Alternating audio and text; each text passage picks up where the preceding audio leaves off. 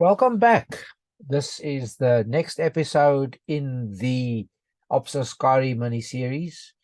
If you have not watched the previous episode or episodes, please go back to last week. You'll find them all there. Or if you look down in the description box below, you will see the links to the KwaZulu-Natal site where all these and other recordings can be found. Once again, we thank Reinhard and also the KwaZulu-Natal government for allowing us to air this material.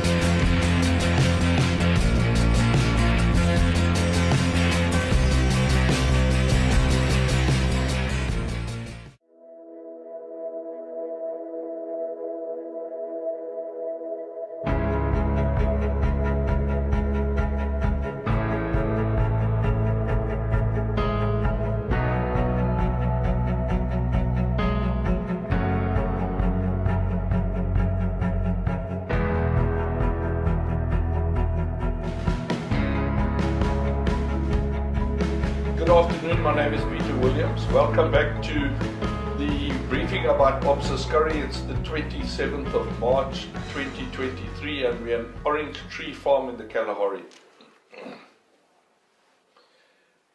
At one stage we're going back to Johnny Skyhawk and we had picked up, he had actually told us about some caches that he had built and he was the commander and he was going to show us where these caches were.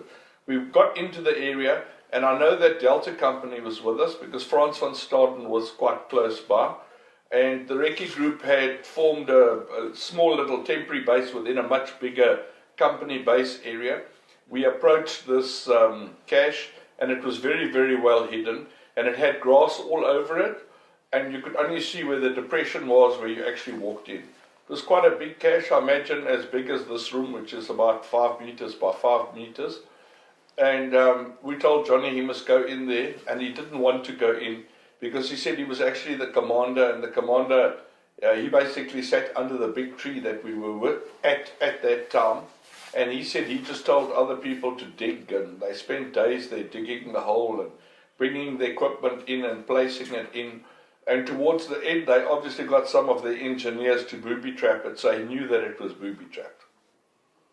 And we took our own engineers to help him, and they went down this little, the steps that went down into this bunker area, and obviously at one stage the engineer said, look, everything is clear, and Johnny ventured down the hole.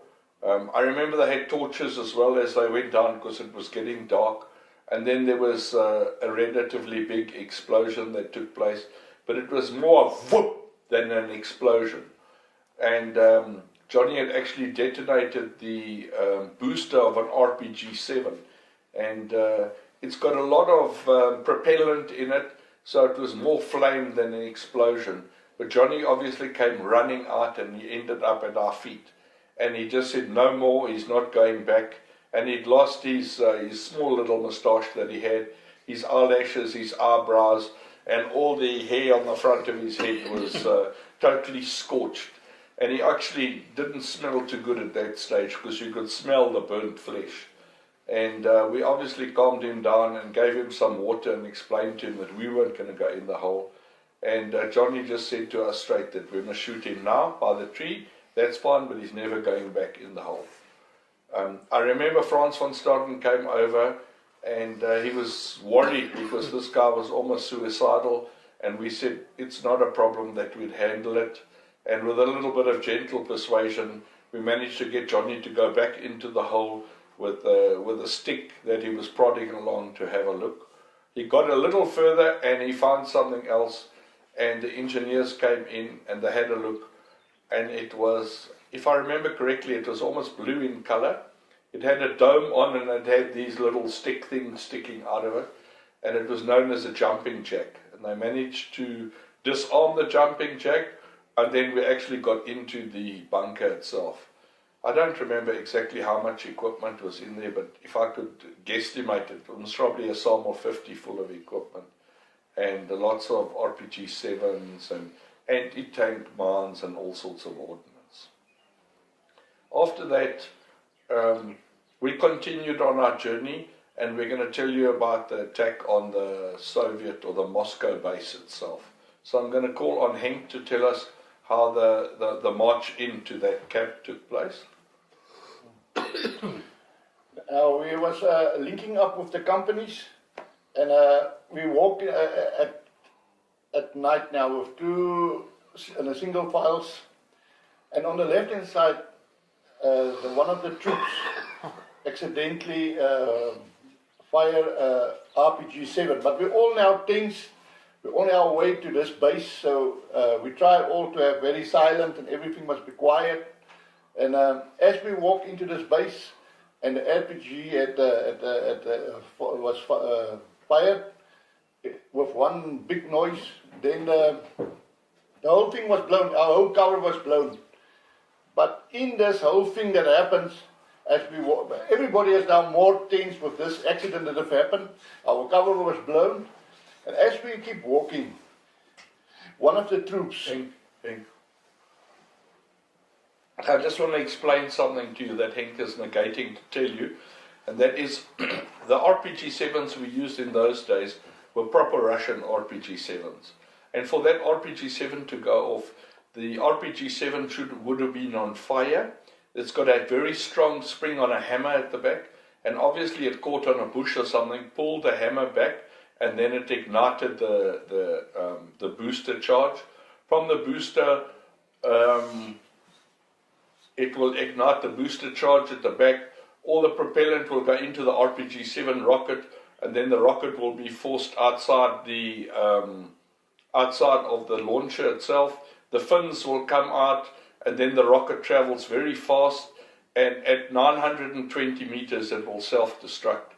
So you would have heard this hell of an explosion on the ground, and then a couple of seconds later you would have actually heard the detonation go off in the air as it exploded.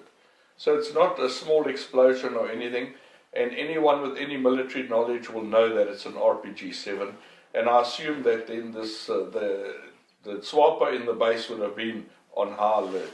Jammer, Henk, gaan aan. Yeah, no, what Peter said is true. Then it was one of a hell of a bang. But now we're all more tense now with this thing that have happened. And as we walk, one of the troops shouts, "Cobra, Cobra." And the next moment, I feel the Cobra going around my left leg, and I was jumping. But now I'm shouting, maybe a little bit louder than the RPG-7. So now it was more of a scrambling around. And but I think not very far from there, we say that we went into a layout position, and we wait for first light before we continue with the attack.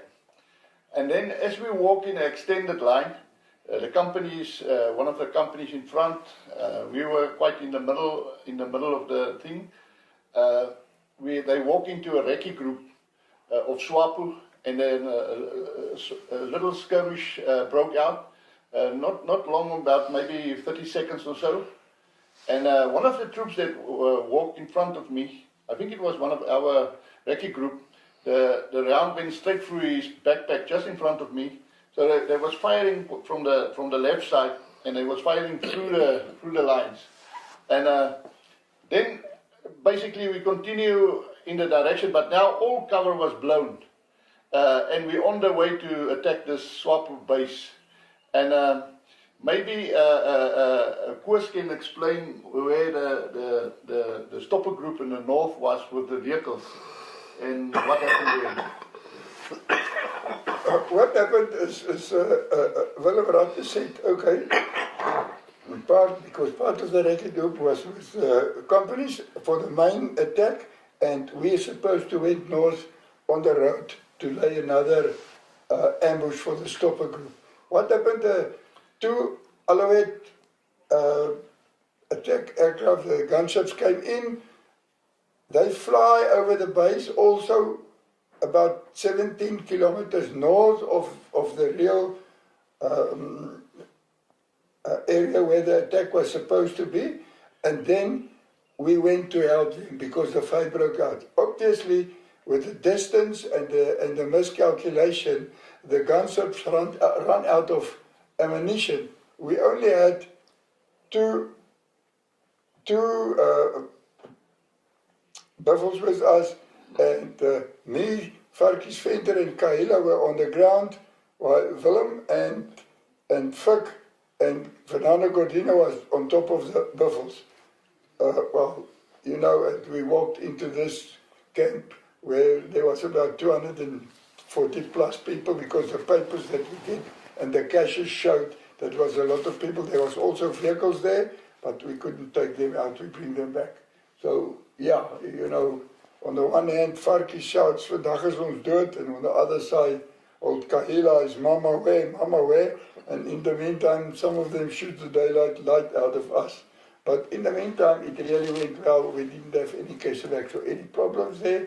So we captured some of their stuff. We couldn't take the vehicles because we are just too weak and too few, and the gunships couldn't come and assist us anymore. And then there was vehicles.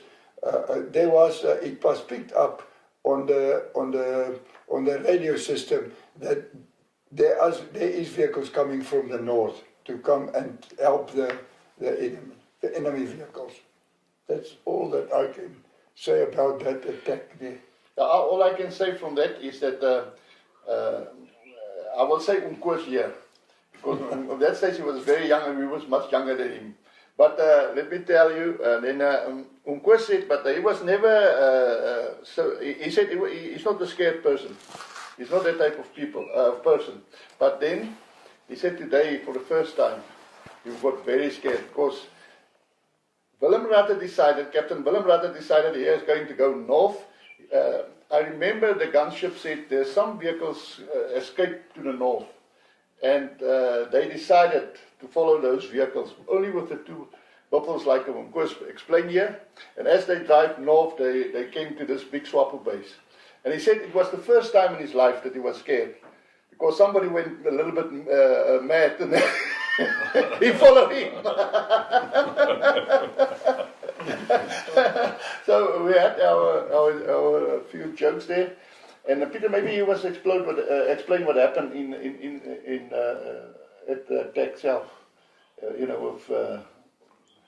The attack is standard procedure with the reconnaissance wing. We know where the base is. We take the companies in. When it gets very dark and the guys are falling apart, they come into single file or maybe two single lines. Then they move forward and we come to a dispersal area. And at the dispersal area, the companies are formed up together and they all come into extended line. And then we keep the line and we slowly advance. As we slowly advance, we obviously hit the forward control post, which is the section of SWAPO that is the early warning for the base itself. We went through that and then the attack started. Obviously, when the attack started, I mean, there's a lot of confusion. No one knows what's going on the left flank and the right flank. Each company commander is responsible for his company, and then each platoon takes control of their own platoon. And then 3-2 obviously only have one tactic, and that's buddy avanza, which basically means you in buddy pairs, you moving forward, and then the whole bank to just move forward. And they, I think, just by pure fear and high firepower, the enemy invariably decides to disengage and basically run away. But if I'm correct now, I just start remembering a few things. Because of what happened the previous night with the RPG, I think that base was evacuated partly. Partially, yeah. And they went to the one north where Koos and Willem went, and where the chopper said where the 240. So in the area that we were attacking, most of the SWAPO have withdrawn. Evacuated, yeah, evacuated. So there wasn't much, as I could remember, much fighting. And we was looking, Kuni, maybe you can also remember. I don't remember detail there, but there wasn't much return fire or anything. They must have withdrawn. Yeah. That early warning or something, because it wasn't a fight. It wasn't a big fight. Yeah. It was a series of small skirmishes that were taking place as the guys were going forward. Yeah, that's Well, right. the section I was in, it wasn't much coming. towards us. Incoming. But the interesting part is when Henk gets to the vehicles and he gets to this one particular vehicle. Henk, tell us about the vehicle you came to. Yeah, that was now, as I couldn't remember much what happened between this attack, but as then we went, as I remember, down south to Tetsumatet to blow the bridge, and as we withdraw from the bridge, as we walk back, just by first light, we walk into a gas truck, what was standing there, and underneath the truck was a pomze near the axle. And as we take that thing off, I walk around to the door, and Henk, couldn't you just tell us what a POM-Z is, please? POMZ is a tripwire operated shrapnel line, anti-personnel, anti-group actually, because it's designed to fire in 360 from a central position, and it's lethal up to maybe 10 meters or so. But tripwire operated. Tripwire, and how is it initiated? With a detonator from the top. Tripwire, And so you've got a tripwire through a little hole, Oh yeah. and then how would you disarm it? You unscrew the detonator. Okay. If it's a tight tripwire, you don't, because there might be a tension release mechanism on it, but normally it wasn't that. It's just a pull action. So you can cut the tripwire, wrap it around the detonator, and unscrew the whole thing. So it's just TNT in a metal sheath. Now, but he got blocks, he got scrap-nail blocks on it. So we dismantle it and make it safe. And now we thought that was now safe. So I walk around to the left door, and as I open it, the wire from a trip wire that came from the direction of the engine underneath, there was an engine cap over the body there. The trip wire came out to the door handle. But as I opened it, and when I looked, the trip wire came loose. So it was stick between the engine cap and the body. And The bonnet and the bonnet, yeah, inside the cap. Oh. Yeah. So it was tied to the door handle, and as I pull it, it came loose. And then as we follow the wire, but something very interesting. At that moment, you didn't realize really how what I would say, what could have happened. I don't know really to explain it, but at that very moment you just see the wire came loose, and it doesn't suddenly strike you how serious it is. But then as what they have done, they have clipped, instead of just leaving the clip loose, they have clipped the engine cap to the bonnet, to the body. Yeah. And then as we unclipped it, we left the thing off, and the wire was between those two. And so when we looked, there was a POM-Z right on top of the engine. So now we could have armed it. But afterwards, many years after it, I was sitting one day, and I was just sitting by myself. And I thinking about this again, and then suddenly I realized that you can be seriously injured or dead. It strikes you when you start. Sure. Yeah, at that moment, I think because of all the sequences of things that happened. Adrenaline. Yeah, you didn't really realize what happened at that moment, how lucky you were. But that was just, so we disarmed it, and I think we took the vehicle with us, if I remember correctly, or we blown it.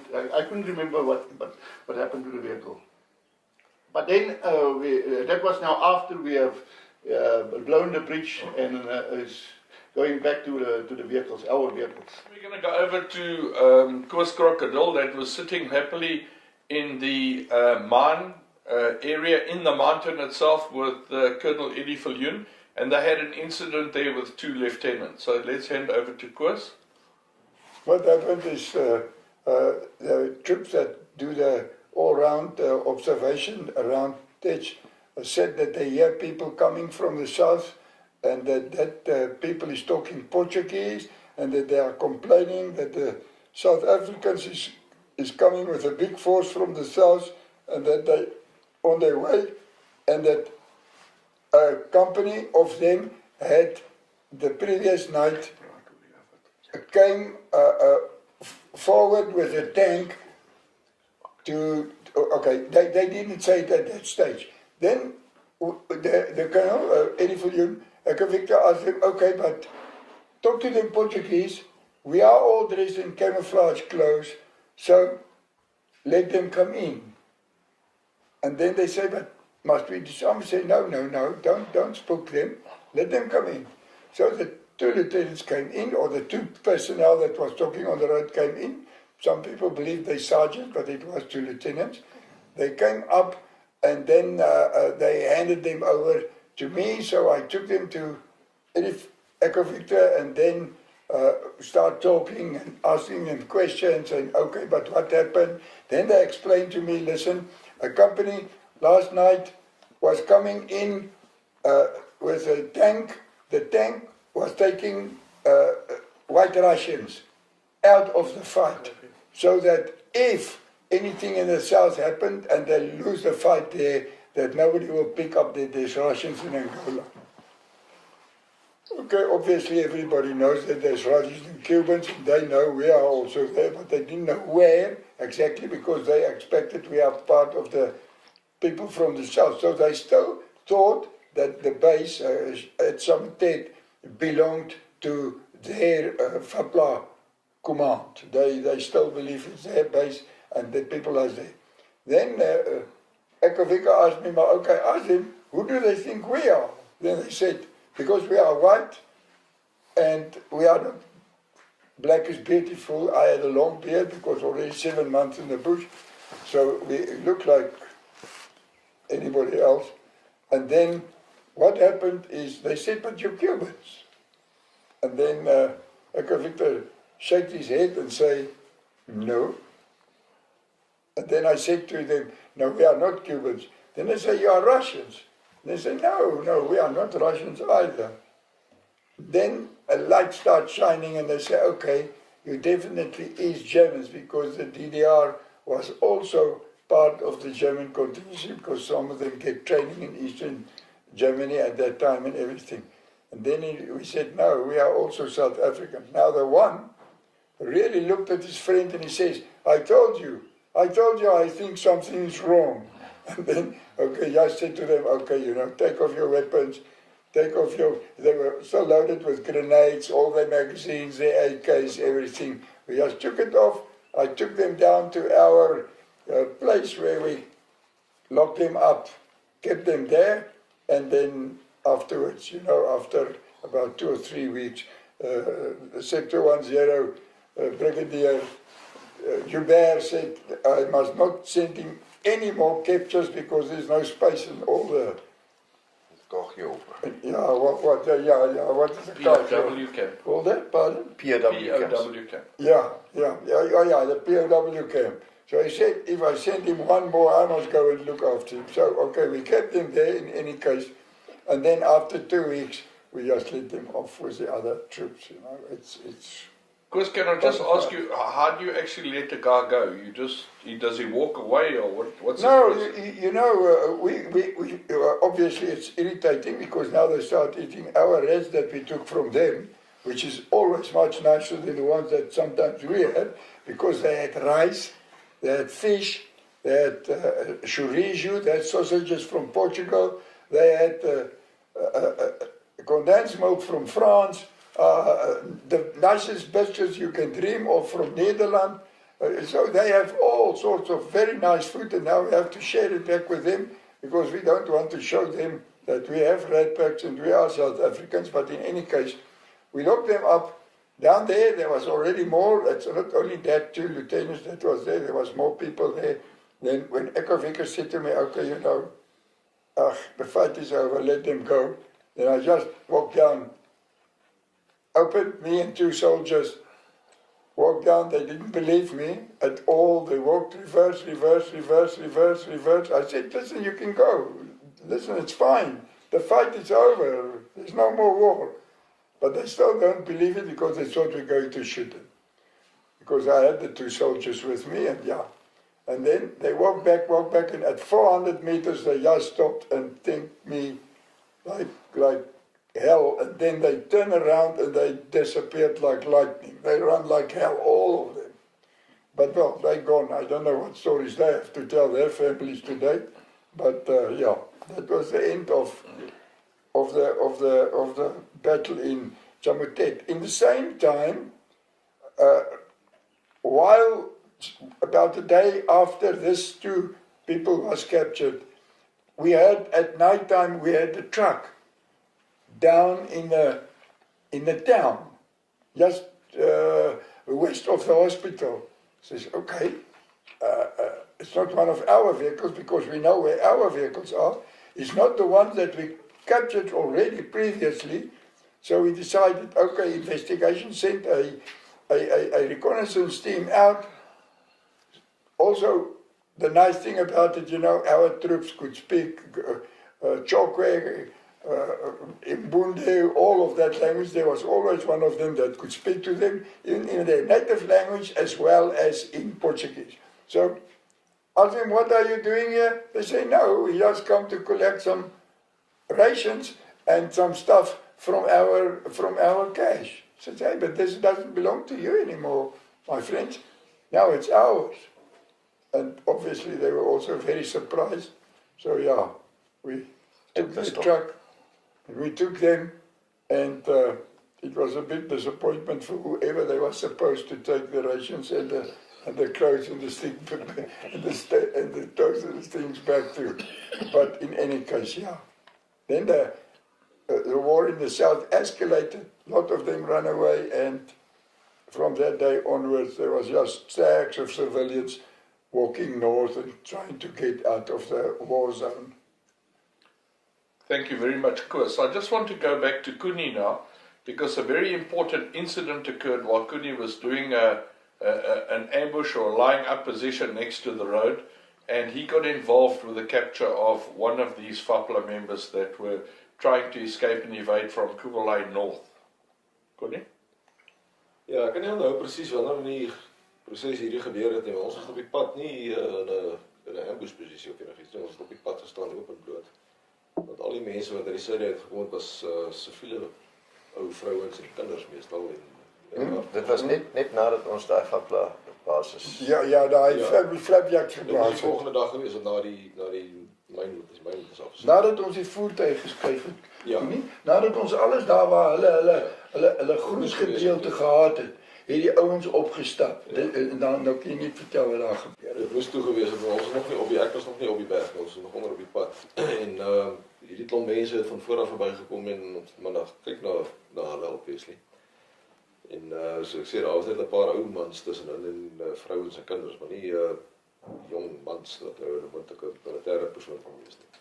Buite die een nou. Hy het bietjie suspicieus gelyk en het 'n kombers om hom gedraai gehad. En ek het volgens hom die kombers af te haal en toe onder die kombers het hy 'n vol uniform, hy het net sy skoene uitgetrek en die broek opgerol sodat ek nie kon sien onder die kombers nie. Ek het toe sy wapen net afgevat en hom aangestuur. Ek weet nie wie hom ondervra later nie, was nie ek self nie. Ek het hom aangestuur in die mynafbasies. Maar dis die enigste ou wat nou dit is die ou wat ons daar gevang het en hy het blykbaar die informasie deurgegee wat nogal waardevol was. Okay, then we'll go to Willem, because Willem obviously spoke to this particular person of interest, and he had some good information to inform them about what was happening in Kuwalai. Yeah, what I remember of this is that guy then told us that the commander, I think we've covered that before, but the commander at Kuwalai had called everybody together and said they still got no problem with the attacks from the south, but they haven't received any reinforcements from the north. Obviously they couldn't because we'd been in that area for a few weeks now. And if there's no reinforcements and resupply coming, they have to evacuate. So that's how we knew that there is going to be movement out of Kuwalai North.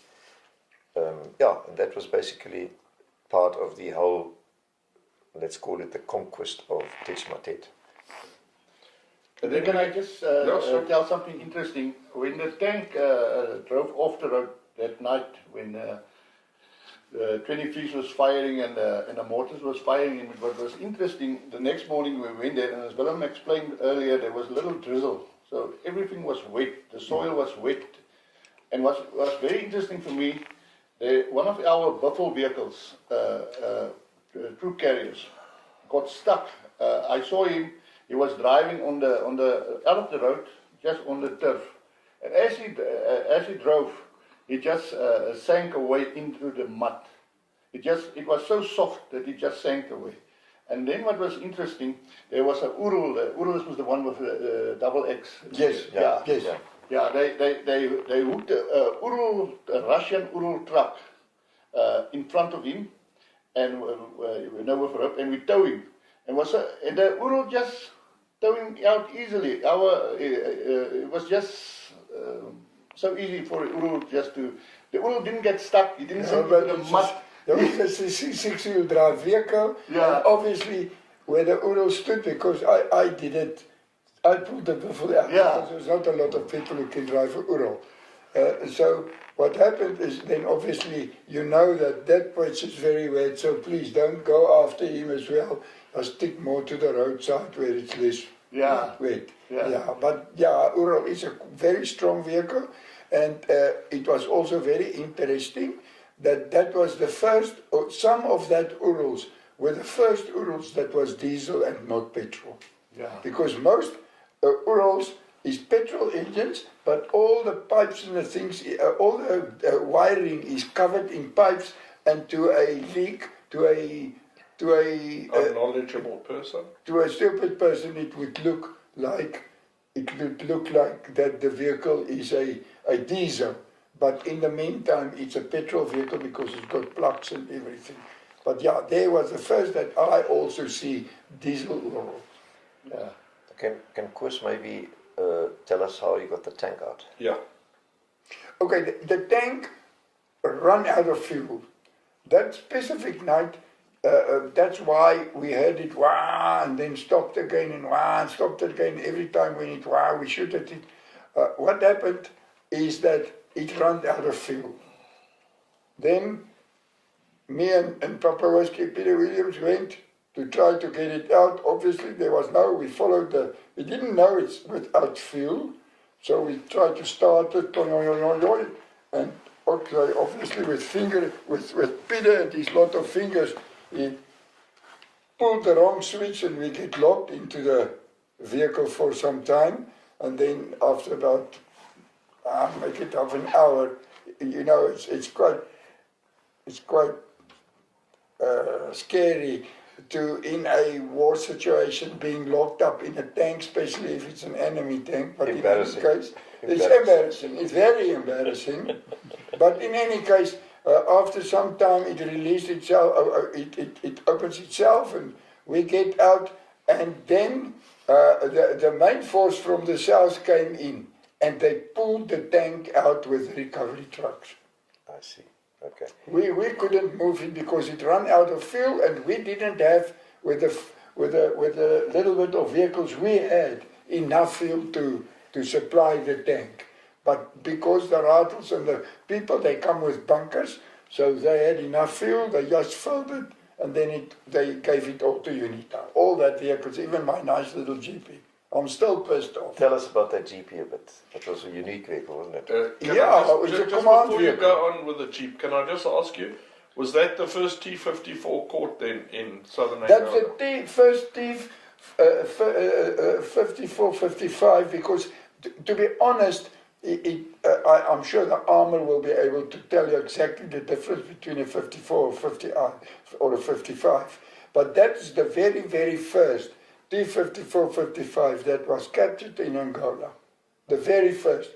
Before that, in the Operation Protea, it was only T-34s. Okay, you want to say something about the Jeep, Koos? The Jeep, You know, with the 4-year-olds, the two IFAs and the 4 gases, we also got the command Jeep. Now, you know, we all like the big vehicles, but I mean, a command Jeep is, nice and fast, driving up the mountain there at the mine itself and coming down, and it was brand new, and it was loaded with Russian signal equipment. It was a real command Jeep. That's why we also estimated that it was a battle group laying down there in that base, and not just a anti-aircraft position or something small, because the kitchen were big, the amount of trenches was quite a lot, and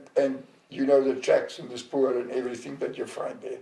Yeah, so I'm sorry, I can't say how many people. At the base that we captured in the north of that, it was easy because there was logistical papers and everything, and then the caches and the what do you call it, their bivvies, their sleeping places and the tents, was easy to estimate how many people was in there. But down, I don't know, but it must definitely a company plus this HQ part, and they would not have had that command jeep if it wasn't for some people high. So probably Russians, probably Cubans, but it wasn't definitely not only Angolans. So after, I'm not sure about the dates and stuff, but after that incident, we, as the Recce group, with our vehicles, our 6 Buffles and stuff, as I remember it, we were driving south in the direction of Kuvelai now. How far we drove and how far we were for Kuvelai, I'm not sure. But then at night time, after we have drive say 10 or 15 kilometers on the road, we park the vehicles on the side of the road in the direction of Kuvelai, and we make our temporary base right on the road. We have drove until it was still dark, and I remember I was put my sleeping bag on the back on the road at the back, and we were sleeping, and exactly around. But we just heard a massive explosion south of us in Kuvelai. It was, the whole earth was trembling.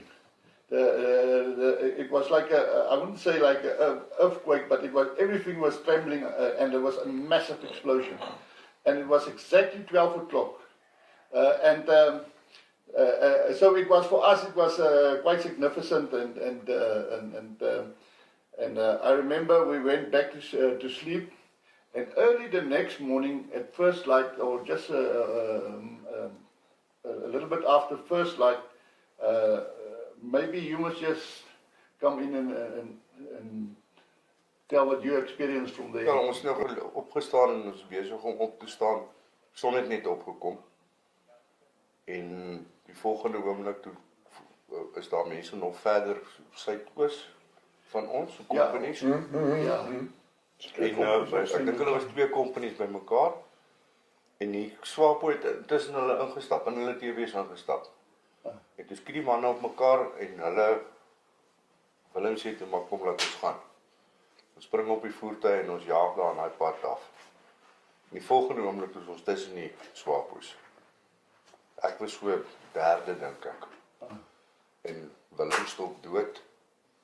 En daar was nie eers tyd vir visgraat of iets nie, ons het net gebreek. En ek is besig om my wapen te probeer uitkry en regkry. En die volgende oomblik toe breek hy buffel met 'n krag en toe gat ek die brikant uit. Ek het my gediks geval. En toe ek nou uiteindelik my beerings by mekaar het, toe ek opstaan, toe kyk ek in Henk vas wat in sy PKM reg staan om die Swapos te skiet, en tussentyd hardloop hulle hier voor ons heen en weer. Dit lyk soos manne wat daar so bietjie by 'n sportsgronde moeilikheid opgetel het. Maar in elk geval, ek spring toe net terug op die buffel en toe begin Willem weer te ry. I remember now something on the radio, now the blast. You remember you asked about the blast, the big blast at 12 o'clock. Yeah. I remember now something. What happened is the commander at Kuvelai have ordered his own people to blow up their cache, so that we don't capture, not we, but the South Africans coming up, didn't capture the ammunition. That makes sense. That's what happened. I remember it now starting when you spoke about it. then I remember that's what happened. That could- The Kuwait commander told them blow up everything so that the South Africans doesn't get anything. Yeah, but I just want to say the other story, what we heard, it was exactly 12 o'clock at night. I remember it as clearly as I sit here. And wasn't it New Year's Eve? Yeah, it could be New Year's 31st Eve. of December. Yeah, I don't and I remember. remember it was right on 12 o'clock. And the thing that what I remember, what I heard about it, it was that the South African Air Force was bombing Kuwait exactly at 12 o'clock at night. That night. That's the story that I remember about it. But as he said, as Noel said, we was now off the vehicles, and we was Swapu was running around in front of us, and me and Fatkis is next to each other, and so we a little bit of a firefight. And then Willem told us that if we can get one of the Swapus alive, we mustn't shoot him, but the firefight was over then.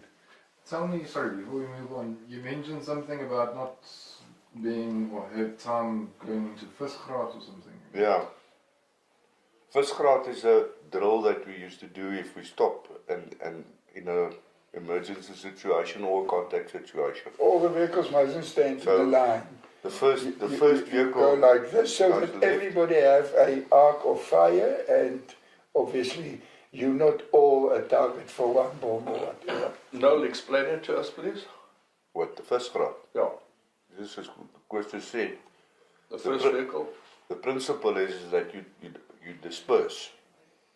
So the first vehicle goes left, the second vehicle goes right, and so on and so on and so on, until you have your control Formation. over the firefight, and a decision was made by the commander what to do next. Do you retract or recover or advance?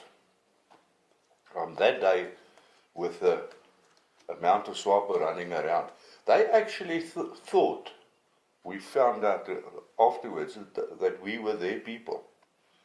So they were not Aggressive, Highly not to worried. meet the They foe. were highly worried, yeah. They wasn't expecting enemy. And this one that Henk was talking about, basically we didn't do the first crop. It just happened too quickly, and then Willem realized that he needs to move out. And the other reason was that this little wall we're talking about, we're on a road. It was basically a track, Yeah, track, yeah. and it was very thick bush around us, and it opened up in front of us where we found the swaps. It opened up and it was quite open. Yeah, it was open, yeah. Yeah, so we couldn't go past the other vehicles. But what Henk was referring to, that was a funny one, because everybody's agitated now, and everybody's hyped up, and everybody's full of adrenaline. And Henk and them are on the ground, and we're sweeping the area now. We found one guy that was shot, wounded. He was sorted out, and Koos and I can't remember, but Koos was right in front of the buffalo, the 5-er buffalo.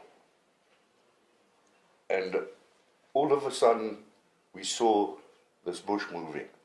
But the guys on the ground were focused on this Line, flooded, yeah. Play. the flooded vlei.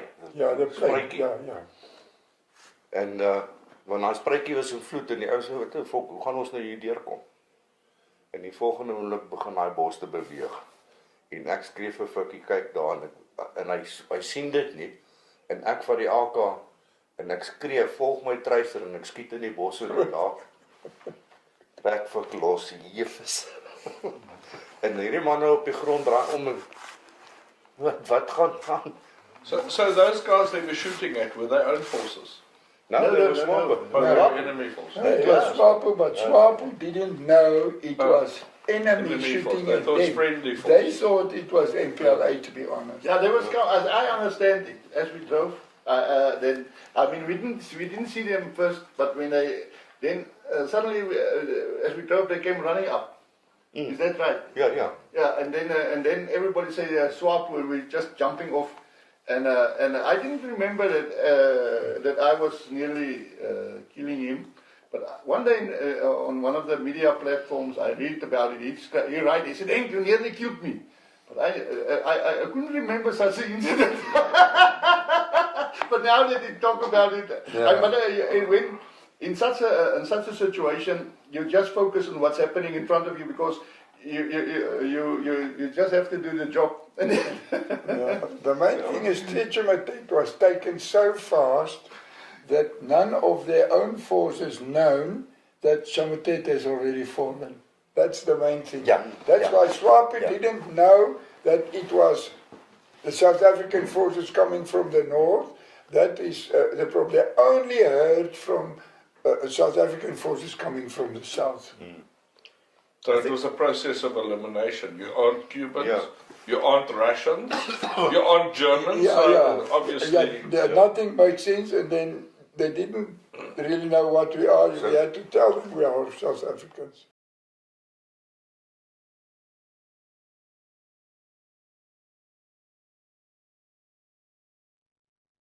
Welcome back.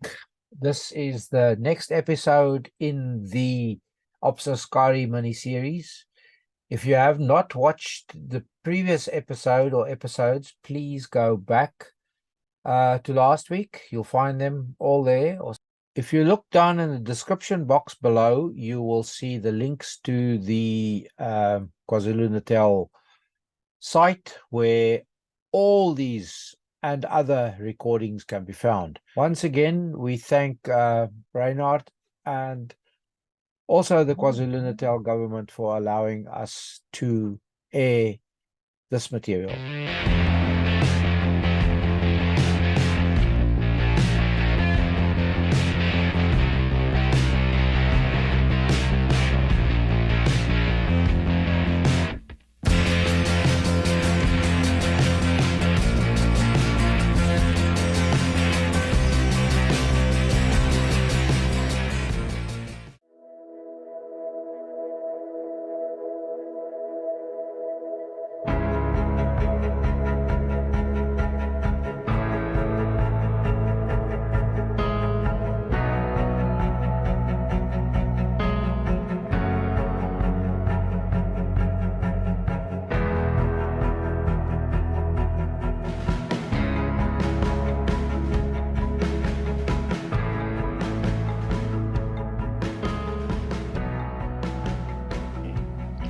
So it was a process of elimination. You aren't Cubans, you aren't Russians, you aren't Germans, obviously.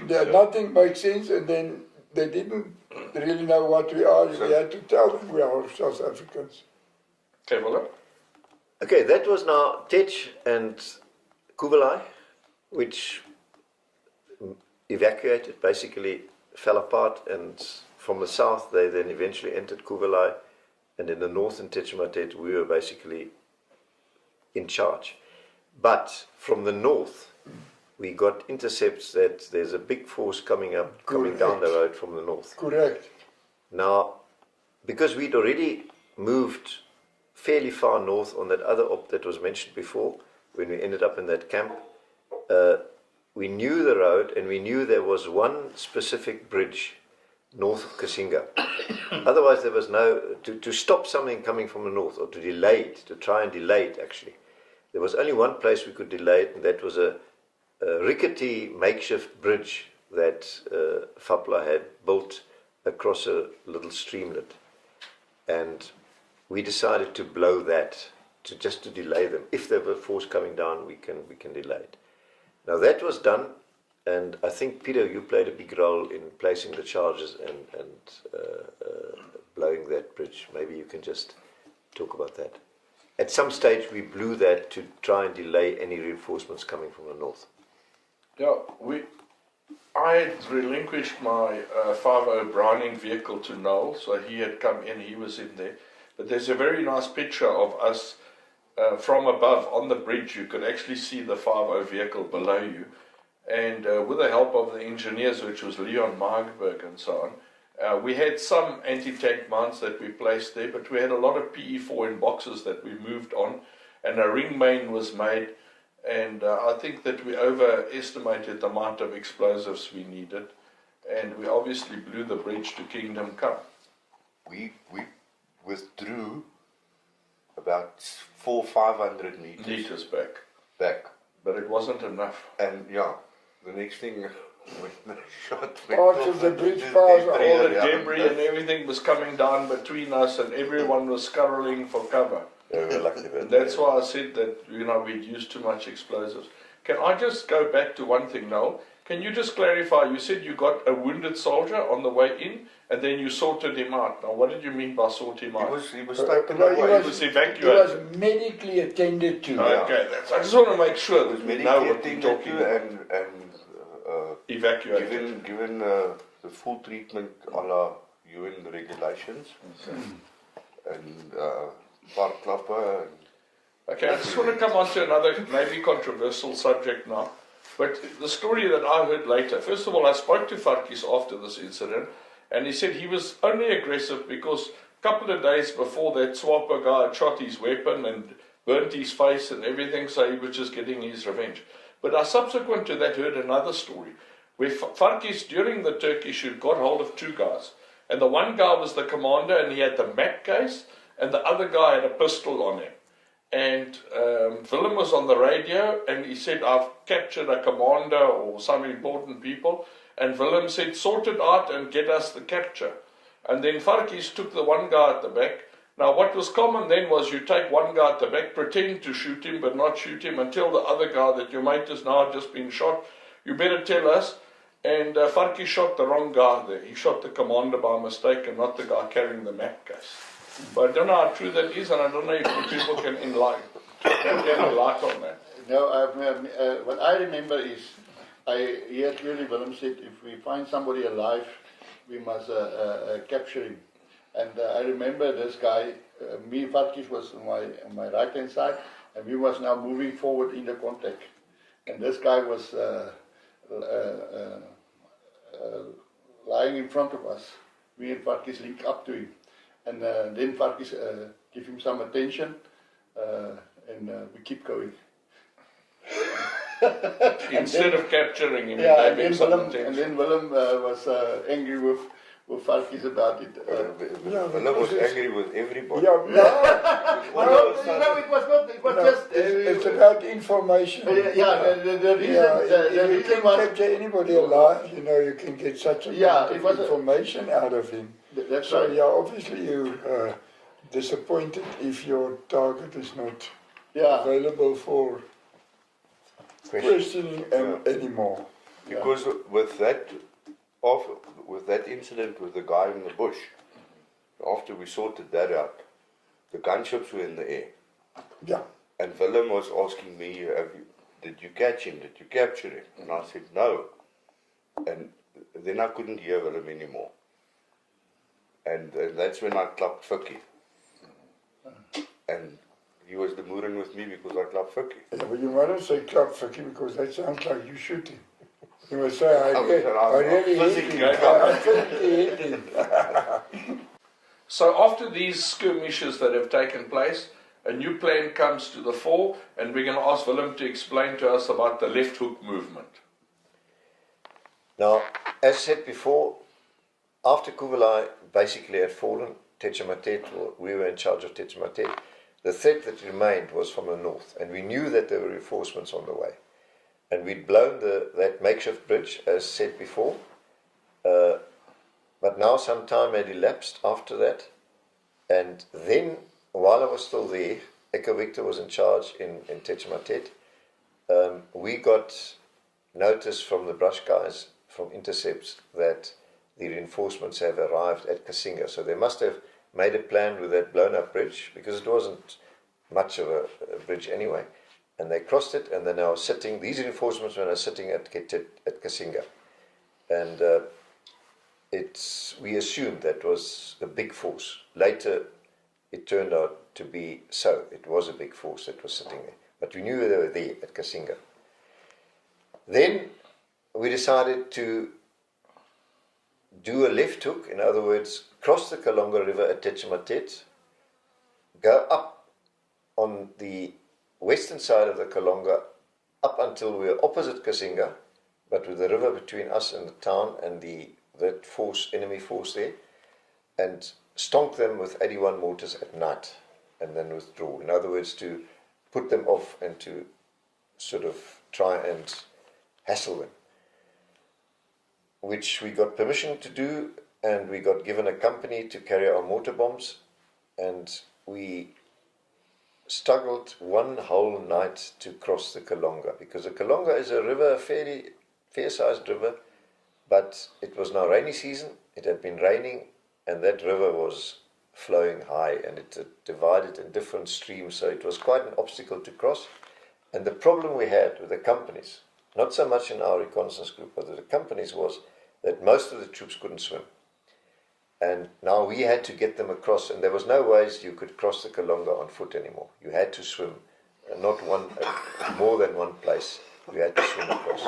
And we had quite some good swimmers like Kevin Sido and so on, and we spent that whole night literally carrying and dragging 100 troops with their machilas and their extra weight with the mortar bombs through that river to get to the other side, just to get to the other side. And that was heavy work. And in the morning, just on first light, we finished. And on the other side, we basically went into all-round defense and went to sleep those who could. And the security patrol was obviously sent out to do a 360 around us. And I was sort of half asleep already when the radio came on, and the security patrol said to me, "Listen, are you sitting or standing or lying?" I said, "Well, I'm nearly asleep. What's the problem?" I said, "Well, at least make sure you're at least sitting down, because what I'm going to tell you now is going to be a bit of a shock to you." I said, "While we were struggling all night to get across that river, we've just found that a few hundred meters north of us, there is a complete bridge across this Kalonga River. In the middle of the bush, no access road, nothing on the other side, just that bridge over the Kalonga River, and that's it." And later I found out that that is normal procedure when they build a new road, when anyone builds a new road, at least in our sort of part of the world. They first build the bridges, and then they link that up with a new road. And that's what the Portuguese had done 10 years before. They'd been building a new road to Tetchematet, and they'd finished the bridge across the Kalonga, but then they withdrew and everyone left, and that's how the bridge had been sitting there in the middle of the bush. It was on no map, obviously, and yeah, obviously we didn't know about it. And if we'd looked a bit further north, we would have found the bridge and we could have walked across. Anyway, that's just interesting. And then we waited that day and rested, and that night we walked north until we were opposite Kasinga, set up our mortars, and gave Kasinga, we didn't know exactly where the reinforcements were, where the enemy was, but we just mortared Kasinga and surroundings. And we didn't get any return fire, funny enough, but afterwards Intercept said that it caused quite a lot of chaos amongst the enemy. Some even jumped into the river and drowned, and it was, as far as that's concerned, was quite successful. And then we packed up and we moved back to Tetchematet, and that brings my part of it to an end, basically, because then Echo Victor told me, "Listen, there's a course coming up." I think it was a 2IC course, something like that, and he said, "You've got to get onto the next chopper and you've got to leave." At the same time, we heard and we knew that there was a decision that had been made to negotiate with Angolans. This was now in 1984, and the American government was still a Reagan government and would be for another 4 years. And we just couldn't understand why, reaching Tetchematet, 200 kilometers north of the border, and thereby pushing SWAPO back so far and making it so much more difficult for them to infiltrate southwest. Now suddenly we turn around and go back to the border, give everything up, give it up to them. And we were basically upset, and we spoke to Echo Victor. We said, "But why can't you bloody get, if we have to withdraw, at least get UNITA to take over, so that it's not a complete waste of time." But he was totally probably cheesed off with us that we dared to question higher command, and then he sent me away, and I asked Peter to please just carry on, trying to change their mind, that we don't have all these years, because we'd worked hard for over 4 years to get to the point where we are now. Just to give everything up and pull back to the border, to us it sounded like, it makes all this hard work a waste of time. Anyway, that's neither here nor there. I had to get on the chopper and I left. And from then on, I think, Peter, you can... you were in charge. You were then in charge. Yeah. And you carry on this story. I just want to mention something about that river crossing. We had all this nice food that we have captured now. So we all eat it and enjoy the time there. And then, that day I eat one of those tins. You got a tin, it's like a Russian. They eat tins. Mm-hmm. And then when you cook them, they get very nice swollen, and it's lovely, lovely, lovely sausages. So I eat quite a lot of it. And that night, during the river crossing, I start vomiting in the river. So it was quite with the crossing and everything, all the struggle to get everybody over it, I was vomiting. All the nice food out again. Yeah. Just before Willem finishes, I just wanted to, you earlier on told us about the Milan span that was brought in from the Parabets. Can you just add that, finish that? Well, at some stage... You didn't know that. No, I was, Oh, you do. I was You're still at there. least in the planning stage, because part of us trying to delay this, on the map, the Kalonga River comes down and the road runs parallel to the Kalonga River. And just south of that makeshift bridge, there was an ideal spot to place an ambush. There was high ground between the river and the road, just far enough from the road so that small arms fire couldn't reach it, but within range of the Milan. So we saw that if you put someone on that kopje, on that little hill, would be at the ideal position to take out any vehicles at your leisure, because you could sit on the mountain. I think the Milan's this guided rocket system, their maximum distance was 2 kilometers, and it was within 2 kilometers they could sit there and pick off one vehicle after the other in perfect safety and destroy any convoy that was coming down. And we suggested that to the higher command, well, to Echo Victor definitely, and I think that was passed on, and somewhere along the line it did happen, but I think it only happened after I left. So that's that. The Milan went with us to the mountain. We went to the top of the kopje, and when we withdraw, we were still at the Milan, and I think we had one missile, as I remember it, and we fired it. Before we withdraw, we fired the Milan. But that was probably after he left. Can I just explain No, something it was to you? With Peter. Can I just explain something? Yeah. There were 2 Milan teams, okay? Ah, The one Milan team was that Corporal Withers, yes. and he was deployed by Neil Wallace onto a kopje, and he was on the wrong kopje, so he moved himself to the other kopje. The other Milan team was walking with us, and they walked in with us. Yeah, when we crossed the river. Yes. That's right. Yeah, Yes, yeah. they walked with us, they did the river crossing, Yeah. and then we deployed them onto the other kopje. So Yeah. there were 2 different teams. Yeah, but I remember that one that went with us. Yes. We was then on the top of the kopje, and the next morning when we decided to withdraw, and instead of just taking the Milan back, we were firing one missile in the direction. So the Milan team came back with us. Yeah, they came back with us. Okay. So it's Peter Williams again. We're continuing with the Askari, and some information came up about the Milan teams. There were actually 2 Milan teams of the Parabats, and the one team actually moved, did the river crossing over the Kalonga with the 3-2 guys.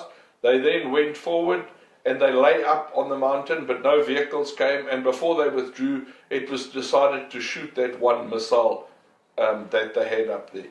But the other team was deployed by Puma, and we have Neil Wallace here, who was the Puma pilot that deployed the team. So we just want to ask him to fill us in about what happened. And he also has an interesting backstory that happened much later after that.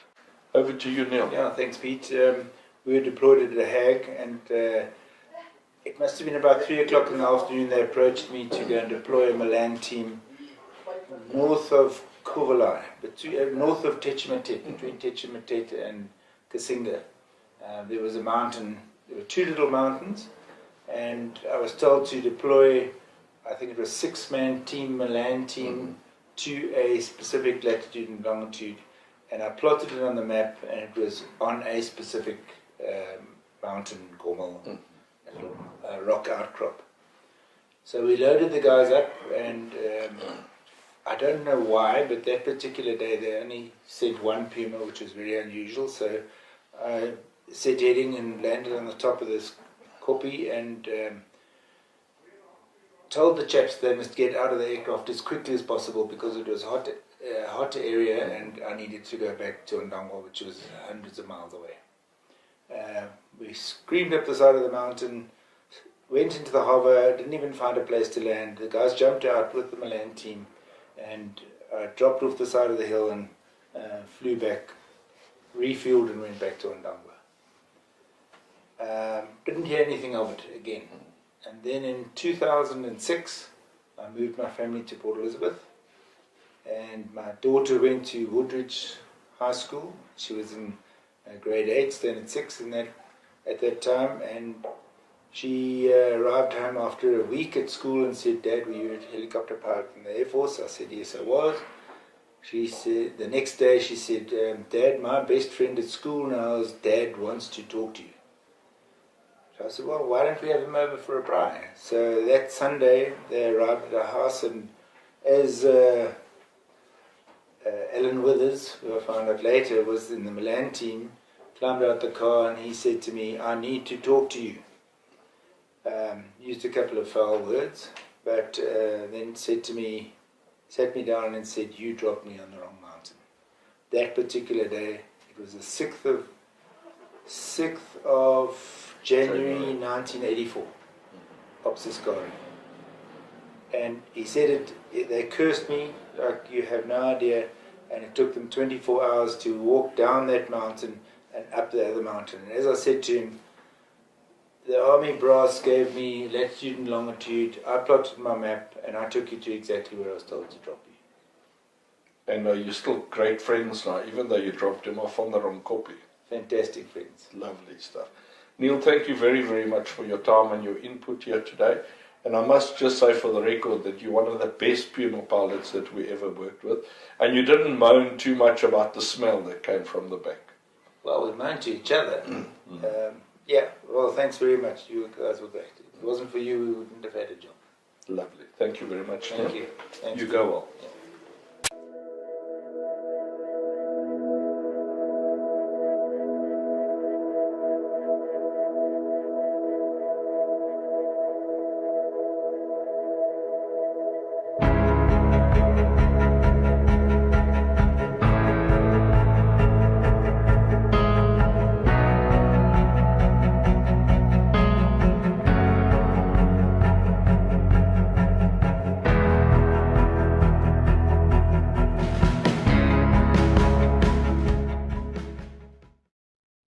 We've come to the end of this episode.